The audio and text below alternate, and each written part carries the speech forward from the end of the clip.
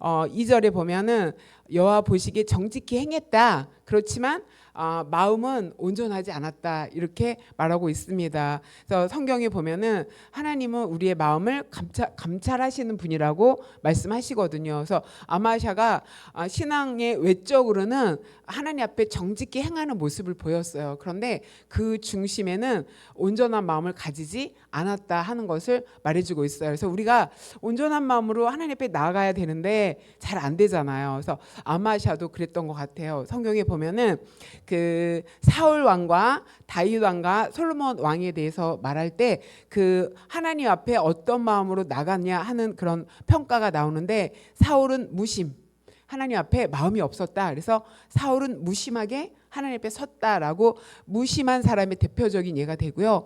다윗은 전심, 다윗이 하나님의 마음에 합한 자다 이런 말씀이 많이 나오죠. 그래서 외형적인 신앙뿐 아니라 이 마음 전심으로도 하나님 앞에 나아가서 하나님 앞에 인정받았다. 그래서 다윗은 전심으로 하나님 앞에 서 있는 사람이다 이렇게 평가를 받습니다. 또 솔로몬은 반심, 초반에는 하나님 앞에 정말 충성을 다하는 사람으로 세워졌죠. 그러나 후반으로 가면서 하나님의 말씀에서 떠나서 그 마음이 다윗과 같이 온전하지 못했다라는 것을 볼 수가 있어요. 그래서 솔로몬을 평가할 때는 그 마음이 반심이다. 그런데 오늘 아마샤가 그런 것 같아요. 반심. 하나님의 말씀을 떠나진 않았지만 그렇다고 온전하게 주님 앞에 있지도 않다. 그래서 뭐가 문제냐면 마음이 중심이 하나님 앞에 하나님을 향해서 방향이 이렇게 세워지지 않았다는 것을 말해주고 있어요. 그런데 이거는 아마샤의 문제만은 아니라고 생각이 들었습니다. 우리도 전심으로 하나님 앞에 서고 싶지만 나도 모르는 사이에 마음이 흐트러지고 나도 모르는 사이에 외형적인 신앙의 모습은 갖췄지만 내 중심이 주님 앞에 멀어질 수도 있는 경우가 있거든요. 그래서 아마샤가 그 하나님 앞에 온전한 마음으로 서지 못하는 그 방해하는 요소가 무엇일까를 생각해 봤거든요. 그래서 이 방해하는 요소가 온전하게 하지 못했는데 그렇다면 이 방해하는 요소가 나의 마음도 하나님 앞에 온전하게 못하는 건 아닐까 하는 것을 함께 생각해 보도록 하겠습니다. 자, 역대 상하는 65장으로 준비가 되어 있는데 세 개의 메시지를 담고 있다라고 우리가 그동안 말씀을 생각했습니다. 하나는 그 족보를 통해서 정체성, 아담의 후손, 하나님의 자녀다라는 정체성이 필요하다. 그래서 역대 상하는 바벨론에 70년 동안 포로 생활을 하고 돌아온 그 독자를 대상으로 하는 거거든요. 그래서 70년 동안 남의 나라에서 살다가 이제 고국에 찾아왔는데 그들에게 필요한 게 무엇일까? 이 역대기 저자가 생각한 게 세 가지 포인트인 거예요. 우리는 하나님의 자녀다. 두 번째로는 다윗을 통해서 성전을 준비하고 솔로몬을 통해서 성전을 완성하면서 그게 한 30장 넘게 차지하잖아요. 그래서 성전의 중요성, 성전이 중요하다. 이 성전은 하나님의 임재를 상징하고 이 성전은 우리가 하나님 앞에 예배자로 나아가는 곳이죠. 그렇기 때문에 예배의 중요성을 여기서 강조하고 있고요. 그 다음에 나머지 3분의 1은 남유다에 20명의 왕이 있었거든요. 그 20명의 왕의 행적에 대해서 기록하고 있습니다. 그래서 우리가 왜 망했는지 또 우리의 왕들이 어떻게 정치할 때는 하나님의 은혜가 임했고 어떤 정치를 할 때는 외세의 침입으로 우리가 고난을 당했는지에 대해서 역사가 기록되어 있습니다. 그래서 역사는 과거의 잘못을 반복하지 말자, 반성하고 새로운 미래를 만들자 해서 역사가 우리에게 필요하듯이 이 왕 20명의 왕을 통해서 이제 우리가 어떻게 살아야 되는지 방향을 설정하는 거거든요. 그래서 우리가 지난 시간에 르호보암에 대해서 말씀을 생각했어요. 그래서 오늘은 아마샤를 생각하면서 아마샤는 어떤 통치자였는지 한번 알아보도록 하겠습니다. 자, 그러면 아마샤가 온전한 마음으로 하나님 앞에 서지 못했다. 그 온전하지 못한 이유가 뭐냐면은 1절에 보면 아마샤가 25살에 왕이 올랐고 29년 동안 통치했다 이렇게 말하고요. 어머니는 여호앗단인데 예루살렘 사람 출신이다 이렇게 말해요. 그러니까 성경에 어머니의 기록이 많이 나왔는데 유대에는 그 신앙이 어머니를 통해서 전수된다고 생각하기 때문에 어머니가 어디 출신이냐가 굉장히 중요하거든요. 그래서 우리가 앞에 보면은 그 여호사밧이 하나님 앞에 정말 경건하게 살았는데 아들 결혼을 잘못 시킵니다. 그래서 이세벨의 딸 그래갖고 아달랴가 남쪽으로 오면서 그 바알과 아세라가 우상이 유입이 되는 일들이 생겼거든요. 그래서 어머니가 누구냐에 따라서 아들과 손주들이 영향을 많이 받았는데 아마샤의 어머니는 예루살렘 출신이다라는 것을 여기서 말해주고 있고 아마 신앙에 선한 영향력을 끼쳤을 것이다라고 우리가 생각해 볼 수 있습니다. 근데 2절에 아마샤가 하나님 보시기에 정직하게 행했다. 그러나 온전한 마음으로 행하지 못했다. 이렇게 말하잖아요. 이건 뭐냐면은 부분적으로 순종했다 이런 뜻이에요. 그래서 아마샤는 선택적으로 순종을 자기가 결정을 합니다. 그래서 순종하는 것 같기도 하지만 또 어떤 거는 순종하지도 않기도 하고 그래서 우리가 믿음 생활할 때 선택적으로 내가 어떤 거는 내가 순종하기 좋고 내가 원하니까 하고 어떤 거는 이건 아닌 것 같은데 하고 순종하지 않으면은 그 온전한 마음으로 하나님 앞에 설 수 없다라는 것을 여기서 말해주고 있습니다. 그래서 나는 선택적으로 순종하는 사람 아닌가? 나는 부분적으로 순종하는 것이 아닌가? 그래서 내 마음이 하나님 앞에 온전하게 서지 못하는 건 아닐까라고 생각해 볼 필요가 있습니다. 근데 3절에 보면 또 그 아버지를 죽인 그 신하들을 죽이면서 그 신하의 자녀들은 죽이지 않습니다. 이거는 모세의 율법에 그렇게 자녀로 말미암아 아버지를 죽이지 말고 아버지의 죄로 말미암아 자녀까지 죽이지 말라라는 것을 지켰어요. 그러니까 또 이 율법은 존중하고 지켰던 것을 볼 수가 있어요. 그래서 이 첫 번째 부분에서는 부분적으로 순종할 때 내가 선택적으로 순종할 때 내 마음이 온전히 하나님 앞에 갈 수 없다라는 것을 기억하시기 바랍니다. 그 다음에 5절에 보면 아마사가 유다 사람들을 모으고 여러 족속을 따라서 이제 천부장 백부장을 막 세웁니다. 그러면서 베냐민과 함께 그다음에 20세 이상의 군사들을 이제 계수하죠. 군사들을 계수하면서 이제 방패를 만들고 그 다음에 용사 10만 명을 고용했다 이렇게 말해요. 그러니까 북이스라엘의 그 군사들을 용병으로 쓰는데 은 100달란트를 들여서 용병으로 사용하는 것을 볼 수가 있어요. 그래서 아마샤가 그 에돔과 전쟁을 하기 위해서 이렇게 군사를 많이 모집하는 것을 볼 수가 있습니다. 그래서 용병을 이렇게 모집을 했는데 이 용병을 모집하는 것을 통해서 선지자가 그 경고를 하죠. 그 하나님의 사람이 아마샤에게 나와서 이렇게 말합니다. 이스라엘의 군대를 왕과 함께 가게 하지 마소서. 그리고 이스라엘의 용병 10만 명을 함께 데리고 전쟁터에 나가지 마십시오. 이렇게 말했어요. 그러면서 에브라임 자손과 함께 가지 아니라. 그러니까 여호와께서 왜 이스라엘 군사와 함께 하지 말라고 하냐면은 그 북이스라엘의 대표 지파가 에브라임 자손이거든요. 에브라임 자손이 인구도 많고 강했어요. 그래서 에브라임이 북이스라엘의 주축이 되고 있었는데 하나님이 에브라임과 함께하지 않는다. 하나님이 북이스라엘과 함께하지 않는다. 그렇기 때문에 왕은 북이스라엘 군대를 같이 전쟁터에 데리고 가지 마십시오. 이렇게 선지자가 전했어요. 그런데 8절에 그런데 혹시 가시고 싶다면 싸우소서. 힘써 싸우소서. 데리고 가서 같이 전쟁하십시오. 그러나 하나님이 왕을 적군에게 넘어뜨리게 할 것입니다. 이렇게 말해요. 그러니까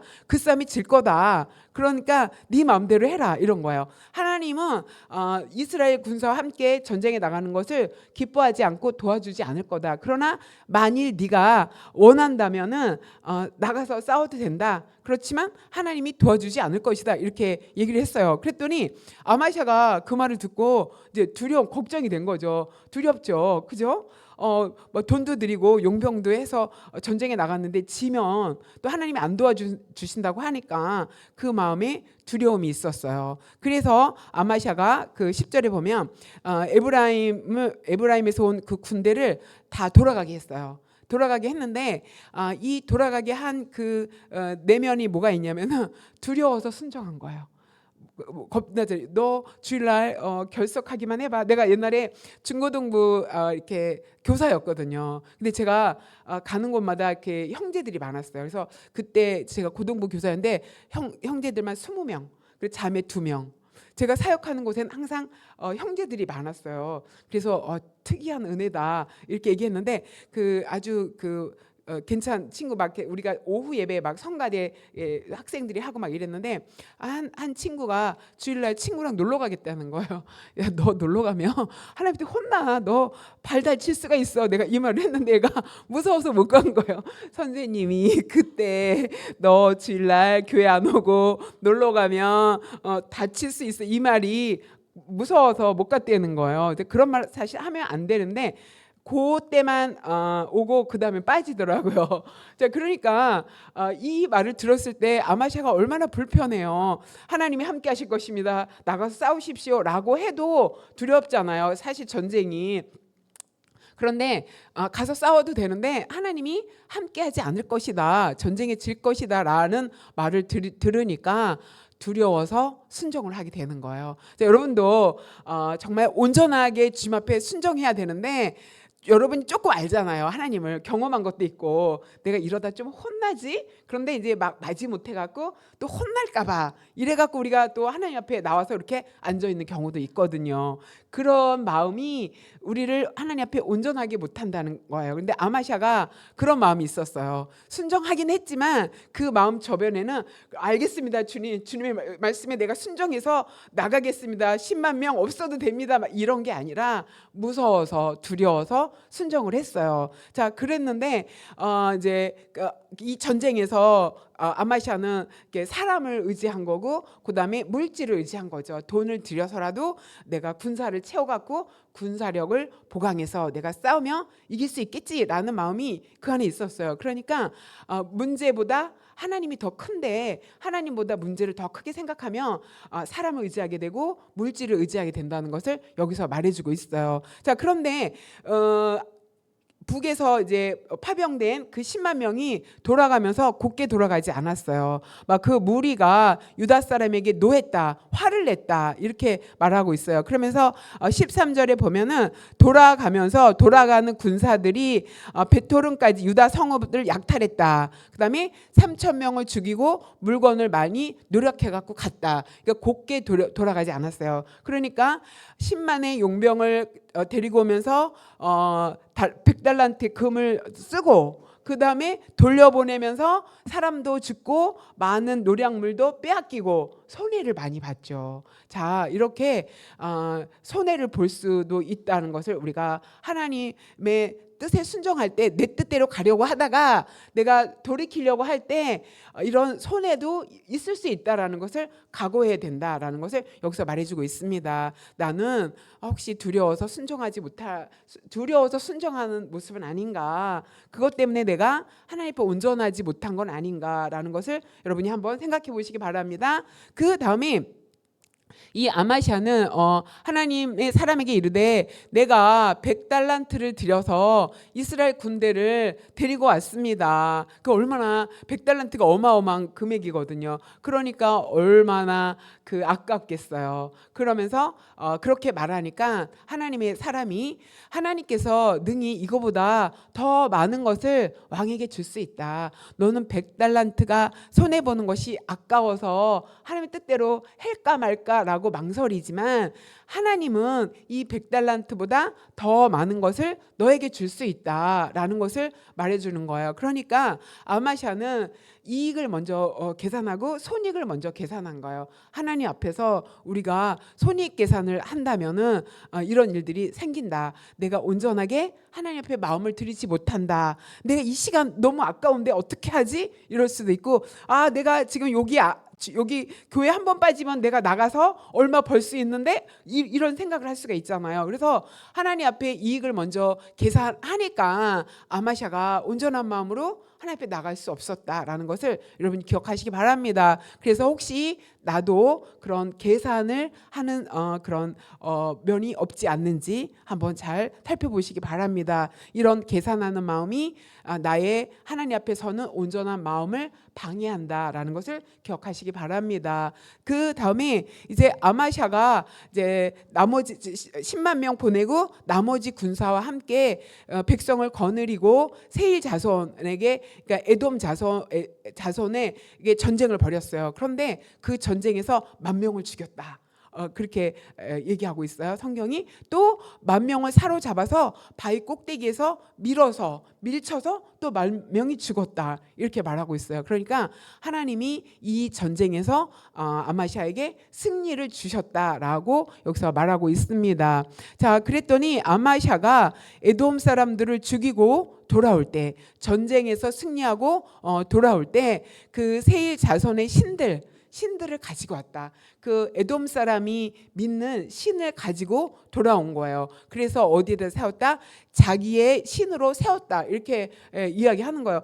자기가 믿는 하나님이 전쟁에서 이겼는데 진 나라의 신을 데리고 가는 거예요. 그러니까 여기에는 내가 너의 신을 이겼다라는 의미가 있어서 데려오기도 했지만, 아마샤가 그 신을 자기 신으로 세웠다는 것은 믿었다는 거죠. 그러니까 하나님이 그 전쟁에서 도와서 승리했는데 아마샤는 또 그걸 잊어버린 거예요. 전쟁에서 승리하고 나니까 어떻게 됐다? 교만해져서 내 능력으로, 내 힘으로, 내 전략과 내 전술로, 내 실력으로 이겼지라는 마음이 또 막 올라오는 거예요. 우리가 지난 시간에 그 르호보암이 하나님 앞에 막 섰을 때 성이 견고해졌는데 견고해지니까 율법을 떠났다. 그래서 르호보암이 교만해졌다 이렇게 생각했죠. 르호보암이 교만해지니까 하나님이 시삭을 보내서 그 견고한 성읍을 다 빼앗고 보물을 빼앗아갔죠. 자, 이렇게 하나님이 주신 것을 가지고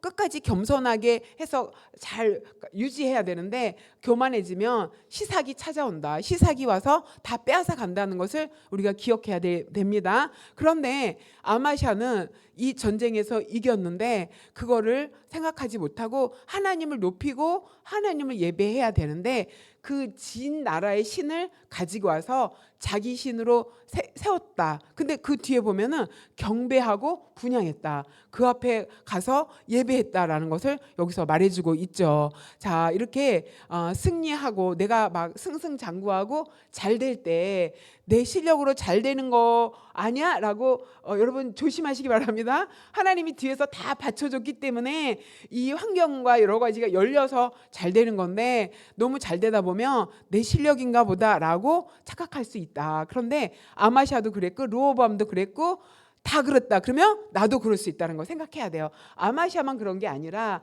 르호보암만 그런 게 아니라 유다의 많은 왕들이 그랬다면 나도 그렇겠구나라고 경각심을 갖게 되길 바랍니다. 자, 하나님이 너무 괘씸한 거예요. 그죠?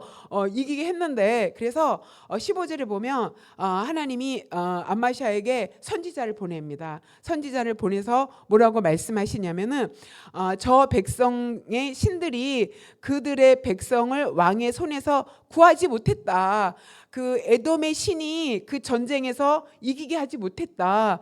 지게 했다. 이렇게 말하는 거야. 그런데 왕은 너는 어떻게 해서 그 신들 앞에 나가서 경배하고 예배하냐? 너무 바보죠. 어리석은 거죠. 이 신이 누구냐면은 아마샤에게는 에돔이지만 여러분에게는 물질일 수가 있고 여러분에게는 좋은 직장일 수가 있고 여러분에게는 좋은 환경일 수가 있고 여러분에게는 어떤 지인이 귀인이 백그라운드가 되겠다라고 나서면 그가 여러분의 신이 될 줄 믿습니다. 그를 하나님보다 신뢰하면 그가 우리의 우상이 된다는 것을 여러분이 기억하기 바랍니다. 그래서 그 사람에게 막 감사하다 막 그러고 가서 숙이고 그러면 그 사람을 경배하게 되는 거거든요. 그러니까 이거는 아마샤의 일뿐 아니라 나도 그럴 수 있다. 그러니까 하나님이 더 크신 하나님인데 그 전쟁에서 진 신을 데려다가 어떻게 거기다가 절할 수가 있냐라고 말하고 있습니다. 자, 선지자가 그 말을 할 때 왕이 그에게 이르되 뭐라고 얘기하냐면 선지자의 말을 잘 귀담아 듣지 않았어요. 뭐라고 얘기냐면 누가 너를 왕의 모사로 삼았냐?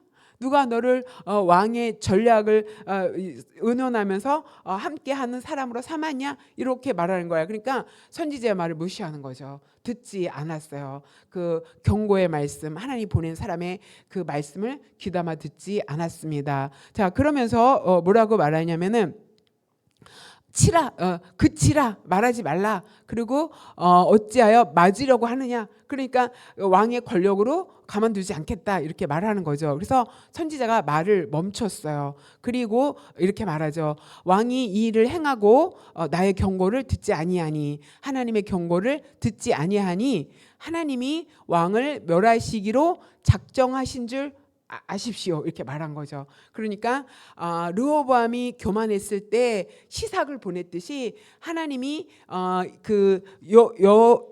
아마샤가 교만하니까 하나님이 이제 왕을 멸하시기로 하니까 누군가가 쳐들어오겠죠. 이 말씀이 오늘 묵상의 말씀입니다. 25장 오늘 여러분이 말씀을 묵상했다면 여기 본문을 알 수가 있을 거예요. 자, 그래서 이스라엘 왕이 이제 올라옵니다. 이스라엘 왕이 올라오고 그다음에 이스라엘과 싸우려고 이제 요아스가 신청을 하죠. 자, 그러면서 이스라엘 왕에게 요아스가 깨지는 것을 이 뒷변에 또 말하고 있습니다. 그러니까 승리한 후 교만해지면은 이 마음이 하나님 앞에 온전해질 수 없다라는 것을 여러분이 기억하시기 바랍니다. 그래서 아마샤가 승리한 후 교만해졌기 때문에 하나님 앞에 서지 못했습니다. 자, 그 다음에 선지자가 아직 그에게 말할 때 이렇게 말하죠. 왕의 모사로 삼았느냐. 이건 뭐냐면은 권면을 무시하는 거. 하나님의 말씀을 무시하는 거. 또 하나님이 이렇게 누구를 통해서 말씀하십니다. 이렇게 강단에서 말씀하실 때도 있고 성경을 읽을 때 깨닫게 하실 수가 있고 옆에 지인을 통해서 말할 수가 있고 어떤 사람을 통해서 하나님이 말씀하실 때가 있습니다. 그런데 그 권면을 잘 귀담아 듣지 못하면 그 권면의 말을 지혜롭게 정말 나를 깨닫게 하는 말씀으로 듣지 않고 무시하면은 그것 때문에 내가 하나님 앞에 온전해질 수 없다라는 것을 여러분이 기억하시기 바랍니다. 자, 그러면 온전한 사람은 누구였는가? 그 다윗을 예를 들 수가 있어요. 다윗은 그 어떻게 성공했을 때도 교만해지지 않았어요. 그다음에 다윗이 하나님 앞에 그 마음이 하나님 앞에 합했다고 인정받은 기준은 뭐냐면 잘못했다고 선지자를 보내죠. 나단 선지자를 보내서 그 다윗이 그 누구의 아내를 취하잖아요. 그 아내를 취할 때 그것이 잘못됐습니다라고 나단이 경고할 때 그 얘기를 들죠. 양이 많은 집이 있고 양 한 마리만 키우는 그 집이 있는데 손님이 왔을 때 양이 많은 집 주인이 양 한 마리 있는 그 집 양을 빼서 가져다가 잡아서 손님 대접을 했다. 이 말을 들었을 때 다윗이 엄청 화를 냈다고 얘기하거든요. 그럴 때 나단 선지자가 그가 바로 당신입니다. 이렇게 이야기합니다. 그럴 때 다윗은 하나님 앞에 나가서 그 밤에 그냥 눈물을 지새우면서 하나님 앞에 회개하고 돌이켰던 것을 볼 수가 있습니다. 이렇게 경고를 들었을 때 무시하지 않고 그 경고를 듣고 회개하고 돌이켰을 때 다윗이 하나님 앞에 온전한 마음을 가진 자라고 인정을 받았습니다. 이렇게 우리도 말씀을 듣고 깨달을 때 돌이킬 줄 아는, 그런데 우리도 르호보암처럼 우리도 아마샤처럼 잘못하면 이쪽으로 갈 수가 있어요. 그런데 그렇게 인간이기 때문에 나도 모르는 사이에 걸음이 이렇게 삐뚤어 갈 수가 있는데 그 삐뚤어 갈 때 말씀으로 교정시킬 때 깨닫고 돌아오면은 우리가 하나님 앞에 온전한 마음을 가지게 되는 줄 믿습니다. 그러나 르호보암이나 아마샤는 무시했죠. 네가 뭐 사니? 너 맞으려고 작정을 했니? 막 이렇게 무시하고 하나님의 말씀을 경홀하게 여기니까 하나님이 이제 르호보암은 시삭을 보내서 있는 것을 다 빼앗기게 했고 아마샤는 북이스라엘에게 또 패하게 되는 그런 일들을 하나님이 행하시는 것을 볼 수가 있습니다. 그래서 우리가 하나님 앞에 하나님이 주신 것들을 잘 지키기 위해서는 그런 경고의 말씀을 잘 듣고 깨달을 때 하나님이 내게 가지고 있는 것을 빼앗기지 않고 하나님이 주신 것을 누리고 살 줄 믿습니다. 그러면 그게 하나님의 은혜인데 교만해지면은 주신 것도 가져가신다. 그리고 그런 것 때문에 내가 하나님 앞에 온전하게 설 수 없다라는 것을 기억하시기 바랍니다. 자, 이제 같이 기도하는 시간을 갖도록 하겠습니다. 요거는 내가 요거 말씀을 준비를 안 했기 때문에 자, 우리 오늘 기도할 때 하나님 부분적인 순종이 아니라 선택적인 순종이 아니라 온전한 순종하게 하여 주시옵소서 기도했으면 좋겠고요. 두려워서 순종하는 것이 아니라 정말 주님을 신뢰함으로 순종하게 하여 주시옵소서. 이익을 계산하는 것이 아니라 하나님의 크심을 바라보고 손해를 각오하고 주님의 뜻대로 서겠습니다라는 마음 갖기를 소망합니다. 승리한 후 교만해지지 않게 하시고 권면을 귀담아 듣는, 그래서 하나님 앞에 인정받는 사람이 되게 해달라고 함께 기도하는 시간 갖도록 하겠습니다.